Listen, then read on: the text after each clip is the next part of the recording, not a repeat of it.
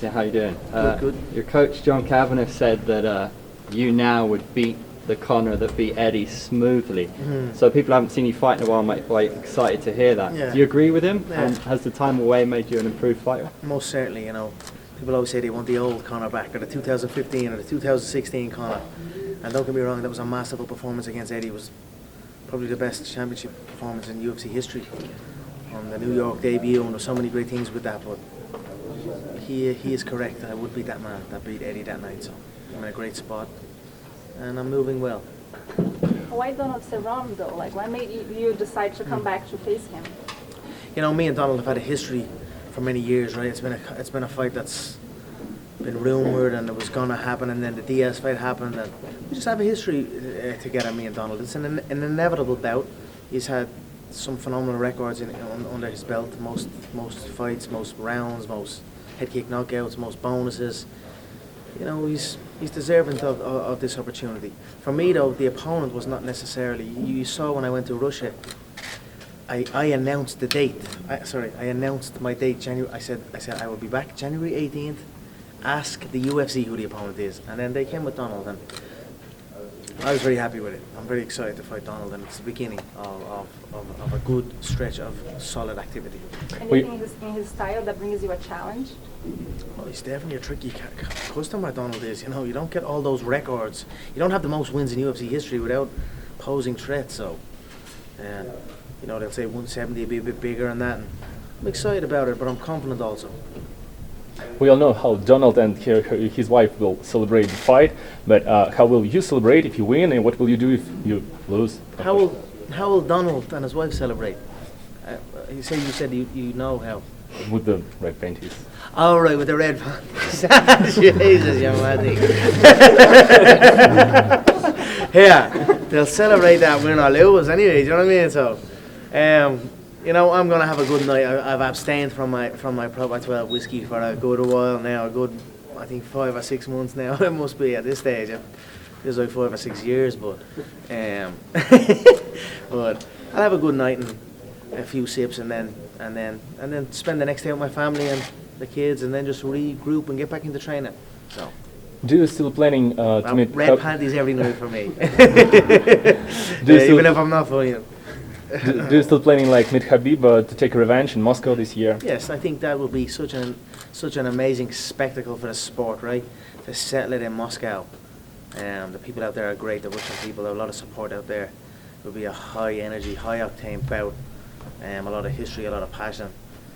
I think it would be movie material. So I think we must do that for the game. You've had some of the most iconic post-fight speeches in the game. Nate had a pretty good one when Jorge was cage-side with the BMF belt. Jorge's going to be cage-side again for you. Does that add a bit of spice for you? No,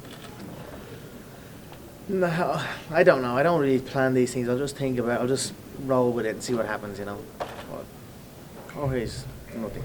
Nada. You've accomplished so much in your career, and a lot of records as well. Is there anything else that you want to accomplish, that you really need to accomplish? Yeah, of course. Well, I'm setting up for another record now on Saturday night, and more titles. I can get that welterweight title. I can get that bad motherfucker title. I will get those titles, and I also will enter into the boxing game. I want to get a boxing world title also. So I have many goals and many aspirations that continue to drive me. A lot of people are talking about when you mentioned that you think you make like $80 million for this fight. Where does this number come from? It must do very, very well. It's from my belief that the bout will do very well. I believe it will do very well. Whether it'll do the 80 million, we'll see. There are many aspects that must make it that way. So. But I believe it's an exciting, fan-friendly bout, and I believe the world is excited to see this bout. So I'm excited to see how it does. So fighting not for a belt is something that bothers you, like, or the fact that it was. Every fight for me is a belt in my mind. Every fight is a mega fight regarding me. Did you really want to make this a co-main event at some point in time last year? The UFC is such a good. It's a crafty business. The UFC, it is what it is, and. This is a main event bout between two legends of the sport. It's not quite a Mystic Mac or even a clairvoyant cowboy, but he said he wants a head kick knockout in the 4th round. He wants it. He's not predicting it. So Yeah. it's different. Do you respect that? He said a great fight to him is one that goes on for a bit and then you get the finish. I'm not really interested in what he has to say, to be honest. You know, I like Donald. I've no ill will against Donald, but I want to put him away, and I'm going to put him away smoothly. Fighting somebody without that bad blood, you know, the process building up to the fight is something that is kind of relief. No. You know? It's the same thing. A fight's a fight. I'm going to get in there, whether it's bad blood or good blood. It's blood. It's a fight. You know, so I'm excited to be back and excited to perform on Saturday night. Since this fight's at 170, where do you think it puts you in the welterweight division if you get a win here? Right? Yeah, well, is a fight with Usman Yeah. in your crosshairs? We call the shots here, you know. We can call the shots. With activity, the UFC are very pleased that I'm back, you know, and ESPN is very pleased that I'm back, and so I'm going to go in and put on an impressive performance and go from there.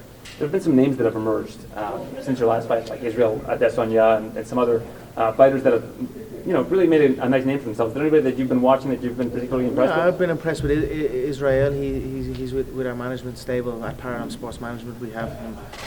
You know, he's doing very well. Yeah. And we're at a mega event in Australia. He stole the show.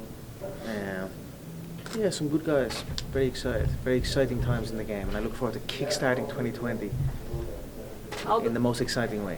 Although I was saying that the last time he saw you was at the Red Rock here in Las Vegas. You guys were actually in rooms that were close to each other. And he was very surprised that you actually thought that he won that fight. If he takes the belt at 135, do you think he could be a possible opponent? Yeah, oh, you never know. Aldo's coming back at me. Maybe if he wants it.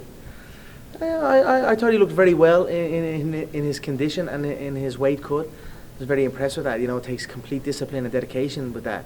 I thought the bout was a good bout with Marlon. I think once he switched on with that high kick, it was a comfortable enough fight. I think he switched off at moments that made it close, but I think Aldo was the better fighter and should have probably won the bout. I wish Jose well. And you never know, maybe down the line. Would you attempt 145 again, or is that business taken care of? I don't know. You know, I'm in a great spot not having to cut weight right now, so it's easy for me to say, oh yeah, I'll do it. But when you're cutting weight, it's tough. You know, like I said, that's why I had immense respect for Jose, and I knew the media were saying he's cutting too much weight and this, that, and the other. But I knew by his physique and his body that he'd put immense work into that, and I have an understanding of it because I know what it feels like. So I would not. I'll never say never. You know. This fight at 170 is very progressive because nobody's cutting weight, and it seems like a lot of the fighters. I'd say Donald has a little bit to cut. Mhm. I'd say Donald's cutting a bit. Do you think a lot of fighters, though, at 155 that might not necessarily be in title contention next, or that maybe even are in title contention, should get the opportunity to fight at 170 if the weight cut is a problem? Keep the longevity? Yeah, that would be no problem. That is no problem. It's just people don't want to do it. People don't want to do that. You must remember that before I went up and won that second world title, no one would even move a division. And then all of a sudden, everyone just wants to give it a shot. Those that were brave enough, but for the most part, people don't want to take these risks and these chances, and I am not that person. So I always take risks. I always look to climb, and that's where I am now. So 2 more questions. You'll know that quote about silk pajamas. When you've accumulated as much wealth as you have, what is it you love about this game that keeps you coming back, that keeps you wanting to graft? You know, I just love being in prime physical condition. It strengthens my mental. Also, being fully conditioned and prepared to fight. And I just love the energy. You know, it's been a while since I've been in the arena, and I look forward to stepping back inside that arena once again. Final question. You said once, before even becoming the champion of the UFC, that what defines us is how well you rise after falling. Is that a quote that is still true nowadays? Like, you're coming back after that loss to Khabib is something that is still true for you? Yeah, of course. You know, I've came back. I came back before, right after the Diaz loss, and I proved to everyone, I showed everyone what a fully focused Conor can do. It's like sometimes when I get it all, I've got to give it away for me to want to get it again. So maybe that's where I am right now. But I'm in a great spot. And I'll get this, and I don't think I'll give this up. So I'll etch my name in stone, even deeper on Saturday night. Thanks, Conor. Thank you. Thank you. Appreciate you all. Thank you all.